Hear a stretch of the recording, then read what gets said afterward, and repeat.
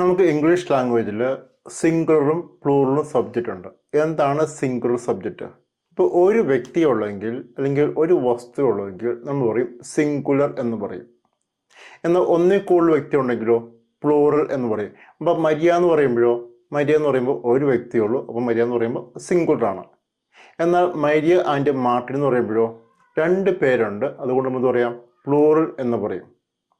അപ്പോൾ ഏതാണ് മെയിനായിട്ടുള്ള സിംഗിളും പ്ലൂറലുമായിട്ടുള്ള സബ്ജക്റ്റ്? ഇപ്പോൾ he, she, it, Maria, Martin, India എന്നൊക്കെ പറയുമ്പോൾ എന്താണ്? തേർഡ് പേഴ്സൺ സിംഗുലറാണ്. ഇനി എന്താണ് പ്ലൂറലായിട്ടുള്ള സബ്ജക്ട്സുകൾ? ഇപ്പോൾ മെയിനായിട്ടുള്ള പ്ലൂറലായിട്ടുള്ള സബ്ജക്ട്സ് എന്ന് പറയുമ്പോഴത്തേക്കും ദേ, വി, യു ഇതൊക്കെയാണ് മെയിനായിട്ടുള്ള പ്ലൂറൽ സബ്ജക്ട്സ്.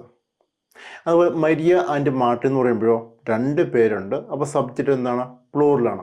അപ്പോൾ നിങ്ങൾ ചോദിക്കും ഈ ഐ എന്താണ്? സിംഗുലറാണോ പ്ലൂറലാണോ? ഇപ്പോൾ ഐ എന്ന് പറയുമ്പോൾ ഫസ്റ്റ് പേഴ്സൺ സിംഗുലറാണ്.